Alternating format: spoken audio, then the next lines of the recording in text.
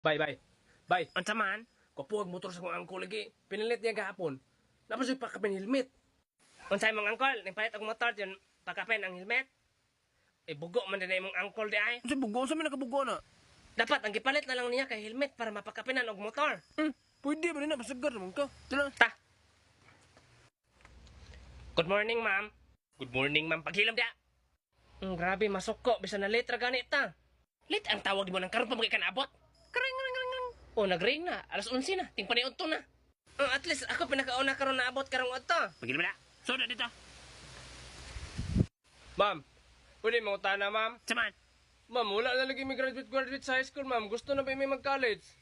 Unsay college ba? College ba, kung man mo high school, mag-eskwela na mo kagbalik ka na. Oy, dili pwede ini-graduate og high school, mahimo jang kang pulis. Di na pwede, oy.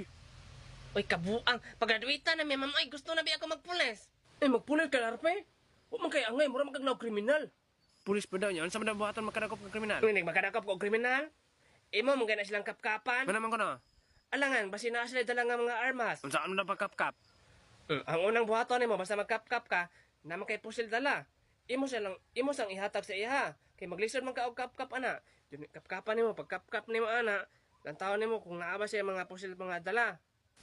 O sa pa ihatag nimo sa kriminal ay imong pusil kay imo siyang kap-kapan? Nagbinogo man siguro ka? Munon di mo pag-graduaton. Kay ino mag-college mo nagpakaulaw lang mo. Mga bugo gyapon mo. Mas maayo mong gusto mag-college na mi, ma'am. Kay sige rin mag-high school na pila na may katuig, dre. Mapostories na mong utok, dre.